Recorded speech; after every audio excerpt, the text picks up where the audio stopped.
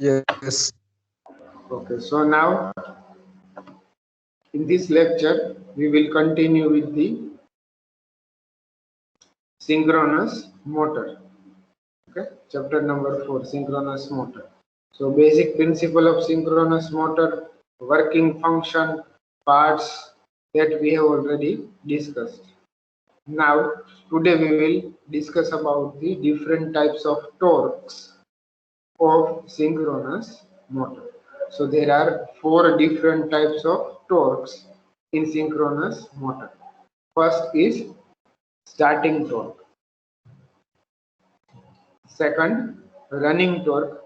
Then third, pull in torque, and last, pull out torque. So now first of all, what is starting torque?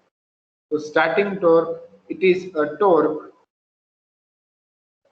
developed by the motor when full voltage is applied to its stator or armature winding. જ્યારે આપણે synchronous મોટરના stator એટલે કે armature વાઇન્ડિંગને આપણે ફૂલ એટલે કે rated voltage આપી દઈએ છીએ 415 રેટેડ વોલ્ટેજ ફોર એક્ઝામ્પલ છે તો 415 રેટેડ વોલ્ટેજ આપણે આપશું ત્યારે જે આપણા સ્ટેટરમાં ફ્લક્સ પ્રોડ્યુસ થાય છે એને લીધે જે આપણને રોટરમાં ટોર્ક મળે છે એ ટોર્કને કહેશું starting torque. Means the torque which developed by the motor when we applied full voltage or rated voltage in stator winding. It is also sometimes called breakaway torque. બરાબર છે તો એમસીક્યુ માં પૂછાઈ શકે second name of starting torque is blank, so it is breakaway torque. Okay.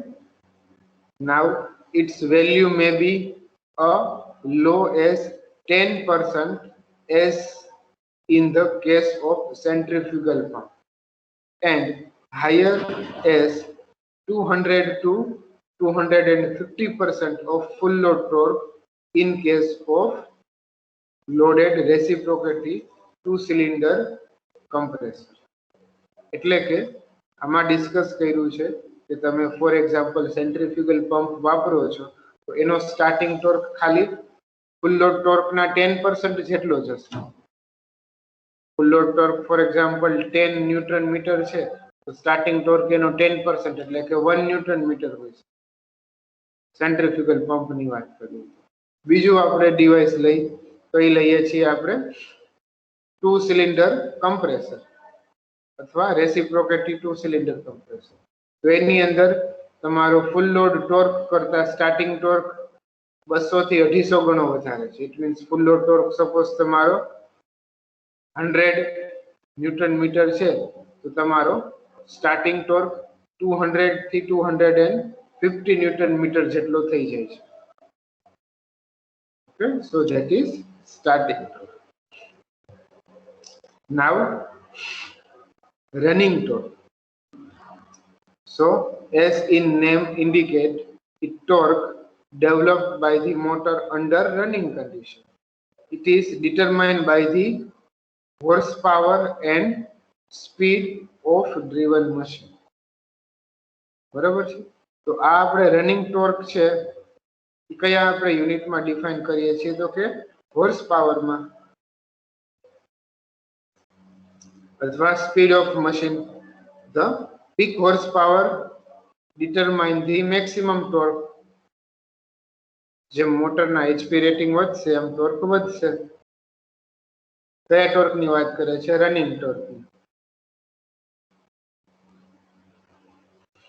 Means motor running કન્ડિશનમાં છે ત્યારે જે ટોર્ક ડેવલપ થાય છે એ રનિંગ ટોર્ક છે. અને આ રનિંગ ટોર્ક શું હશે તો કે આ જે રનિંગ ટોર્ક હશે એ તમારા HP કેપેસિટી ઉપર ડિપેન્ડ હશે. HP capacity વધારે હશે તો રનિંગ ટોર્ક વધારે હશે. The motor must have breakdown or maximum running torque greater than this value in order to avoid the stalling. બરાબર છે એક ઇફેક્ટ છે સ્ટેલિંગ ઇફેક્ટ. બરાબર છે આગળ ડિસ્કસ કરશું. તો એ જે ઇફેક્ટ છે એને શું કરવાની છે આપણે અવોઇડ કરવાની છે એટલે ઇફેક્ટ નિગ્લેક્ટ કરવાની છે ઓવરકમ કરવાની છે.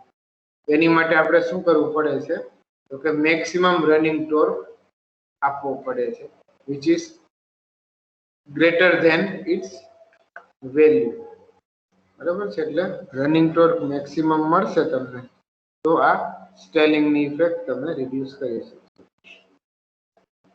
Okay, now next, pull in torque. The synchronous motor is related as a induction motor hello sir. to, yes, sir running torque एक बार फरीથી રિપીટ કરો ને. okay, running torque. So what is running torque? So the torque which is developed by the motor at running condition,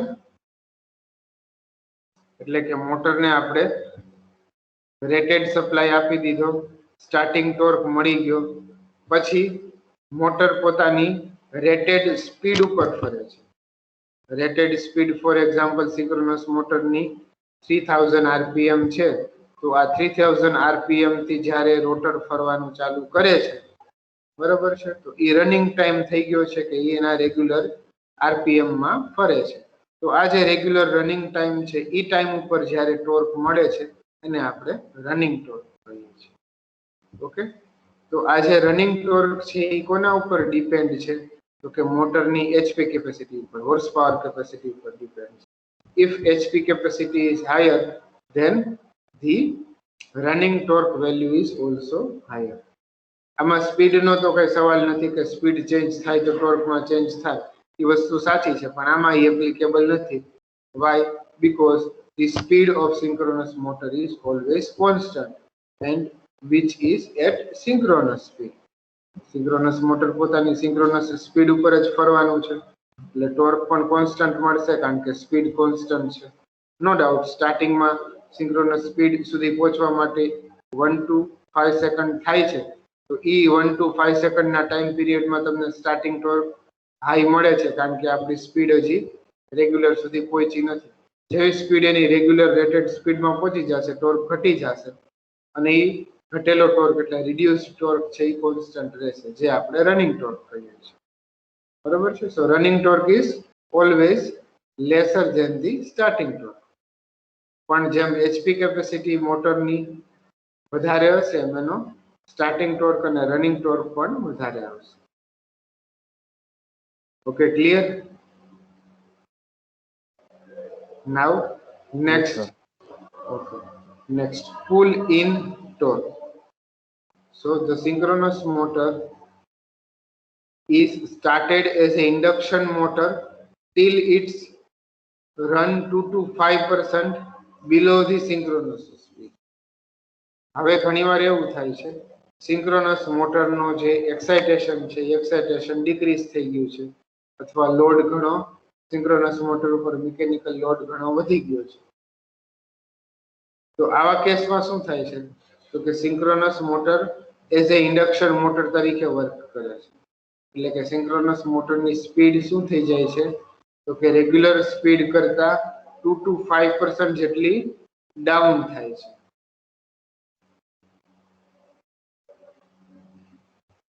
Afterwards, excitation is switched on and the rotor pull into the step when synchronously rotating stator.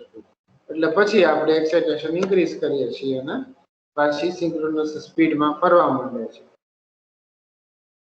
પણ જ્યારે motor starting ટાઈમમાં starting torque high હતો એ ટાઈમમાં મોટરની speed કેવી હતી? ઓછી હતી, એટલે કે સિંક્રોનસ સ્પીડ કરતા ઓછી હતી. બરોબર, કેટલી ઓછી હતી તો કે 2 to 5% જેટલી ઓછી હતી. ઓકે, તો આ જે 2 to 5% સુધીની જે લેસર સ્પીડ છે કોની તો કે synchronous motor. For example synchronous મોટરની રેટેડ સ્પીડ છે 1500 આરપીએમ. તો 1500 આરપીએમ ના 5% કેટલા થશે તો કે 75 આરપીએમ. તો 1500 માઇનસ 75 આરપીએમ એટલે કે 1425 આરપીએમ. તો આ જે 1425 આરપીએમ સ્ટાર્ટિંગમાં જે ફરે છે એ એઝ ઇન્ડક્શન મોટર તરીકે વર્ક કર્યું, કારણ કે એની રેગ્યુલર રેટેડ સ્પીડ કરતા ઓછા આરપીએમ થી સ્ટાર્ટિંગમાં 2-5 સેકન્ડ માટે ફરે છે.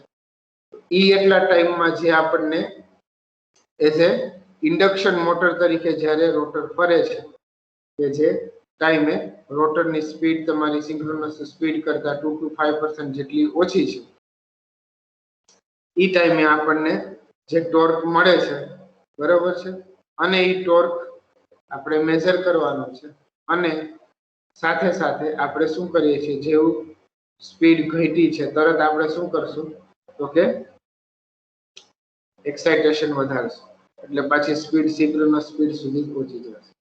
તો ઈ ટાઈમે પાછો અલગ ટોર્ક મળશે. તો આ જે આપણને ટોર્ક વેરિએશન મળે છે એને શું કહેવાશે? પુલ in torque.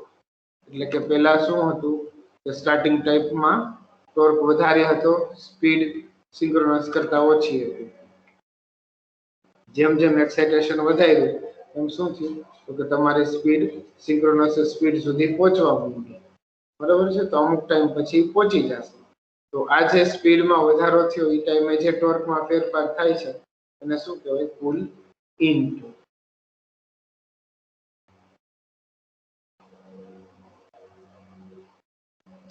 Okay, so the motor amount of torque which the motor will pull into step is called as a pull in torque. Now next, pull out torque. So the maximum torque when motor can develop without pulling of steps or synchronous called pull out.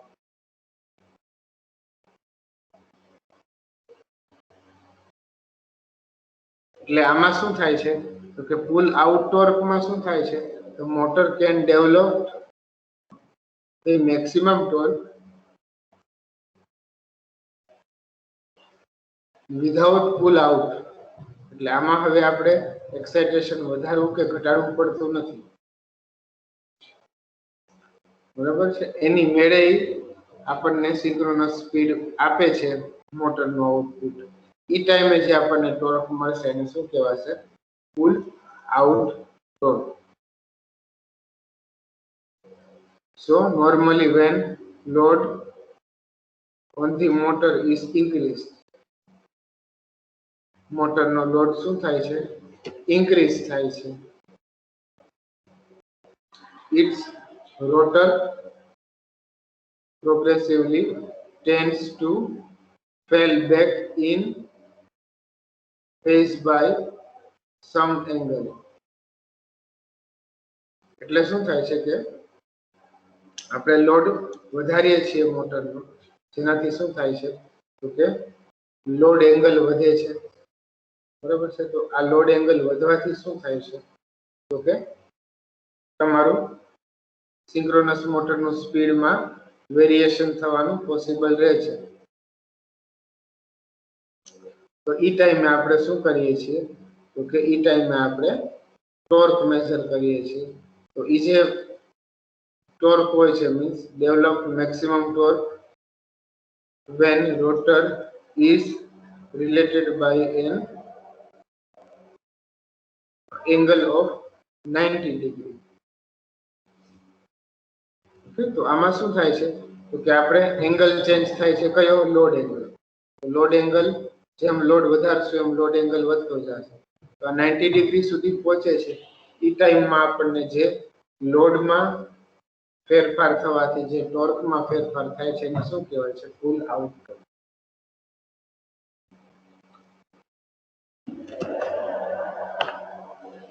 જ્યારે pull ઇનમાં શું કરતા હતા? Excitation variation કરતા હતા.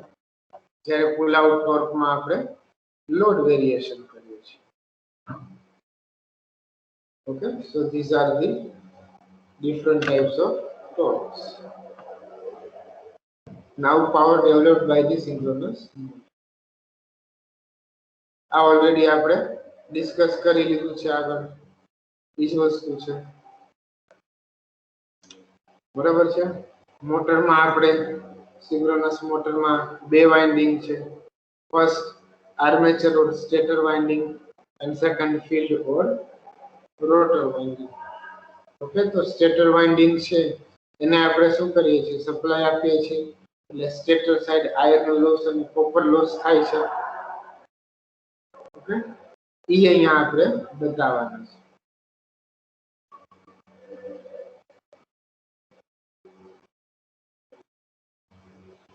બરાબર છે. તો એને લીધે શું થાય છે, તો કે લોસીસ ને લીધે આપણને શું મળે છે, તો કે એફિશિયન્સી ડાઉન મળે છે. તો લોસીસ બાદ કરવાથી આપણને ફાઇનલ પાવર મળશે અને એ તમારો થશે પાવર ડેવલપ. બરાબર, એટલે આપણે જેટલો ઇનપુટ પાવર આપીએ છીએ બધો મિકેનિકલમાં આઉટપુટ પાવર મળતો નથી. જેટલું ઇનપુટ આપીએ છીએ એમાંથી અમુક પર્સન્ટ ફ્રિક્શન અને વિન્ડેજ લોસમાં વયા જશે, અમુક પર્સન્ટ કોર લોસીસમાં વયા જશે, અમુક પર્સન્ટ આયર્ન લોસીસમાં વયા જશે.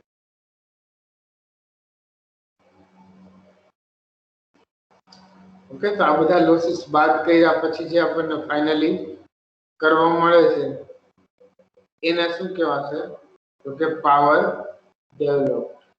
ઇટ મીન્સ આપણે શું કરીએ છીએ, ઇનપુટ પાવરમાં શું કરીએ છીએ, લોસીસને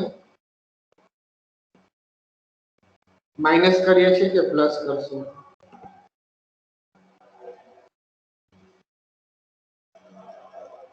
બરાબર છે. તો એ વસ્તુ યાદ રાખવાની, આઉટપુટ પાવર હંમેશા ઇનપુટ કરતા કેવો હશે, ઓછો હશે. બરાબર છે. તો ઇનપુટ કરતા આઉટપુટ હંમેશા ઓછું હોય છે, મીન્સ ઇનપુટમાંથી આપણે લોસીસ બાદ કરી નાખીએ છીએ, પછી જે વધે છે એ આઉટપુટ મળે છે. તો એ જે આઉટપુટ છે એ કહેવાય પાવર ડેવલપ બાય સિન્ક્રોનસ. તો એ આઉટપુટ પાવર જે ડેવલપ થયેલું છે એ ક્યારે મળશે, જ્યારે આપણે ઇનપુટમાંથી લોસીસ બાદ કરશું. ઇનપુટ આપણને ખ્યાલ છે, લોસીસ આપણે આમાં જોવા પડશે. ઓકે, તો પાવર નું ઇક્વેશન Pm બરાબર EBI sin sin. બરાબર છે. તો એના ઇક્વેશન છે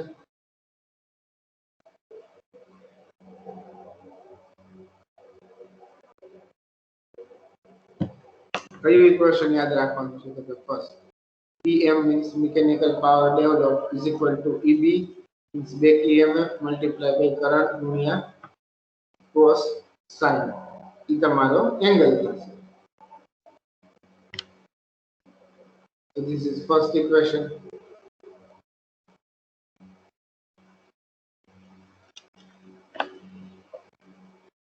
પછી સેકન્ડ ઇક્વેશન કયું યાદ રાખવાનું છે, ગ્રોસ ટોર્ક નું. PG is equal to PM divided by 2 pi NS divided by 60. એટલે 60 ઉપર થઈ જશે, 60 ના છેદમાં 2 pi, બરાબર.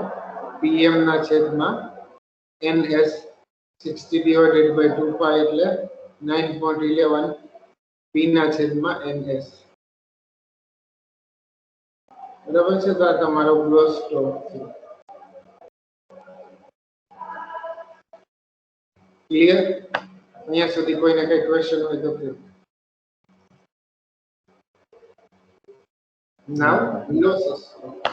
નાવ લોસીસ આપણે ઇનપુટ આપી દીધા છે, બરાબર છે. ઇનપુટ વોલ્ટેજ આપ્યા છે, એટલે આ ઇનપુટ વોલ્ટેજ ની લાઈન છે અને આ ઇનપુટ કરંટ ની લાઈન છે. ઇનપુટ વોલ્ટેજ આપ્યા છે, ઇનપુટ કરંટ આપ્યા છે. પછી શું થશે, તો કે આપણને V એટલે કે ઇનપુટ વોલ્ટેજ અને કરંટ ની બે વચ્ચે અમુક એંગલ મળશે. બરાબર છે. અને બીજું એક આવશે બેક EMF EB. તો આ બેક EMF જે છે એમાં શું કરવાનું છે, તો એમાં આપણે IA RA અને IA XS, બરાબર, અને IA XA, બરાબર. આ બધી વસ્તુ આપણે લોસીસ પાર્ટમાં એડ કરીશું, એટલે કે આપણને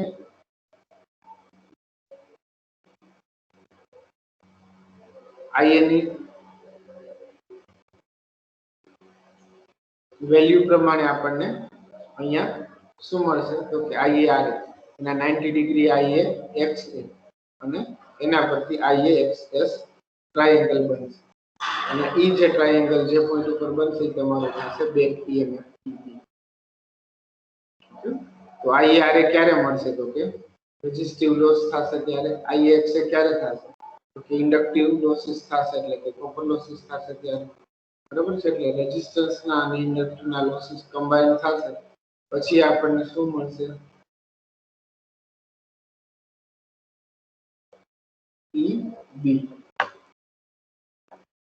બરાબર છે ગ્રોસ ટોર્ક બરાબર 60 divided by 2 pi એટલે કે 9.55 pm ના છેદમાં s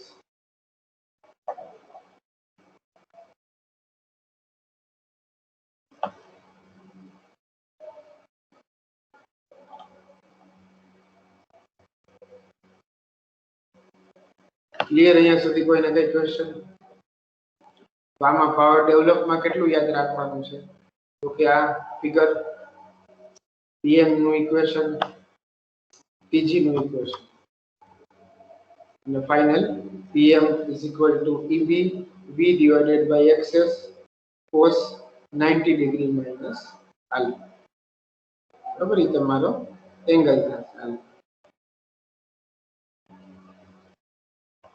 ક્લિયર અહીંયા સુધી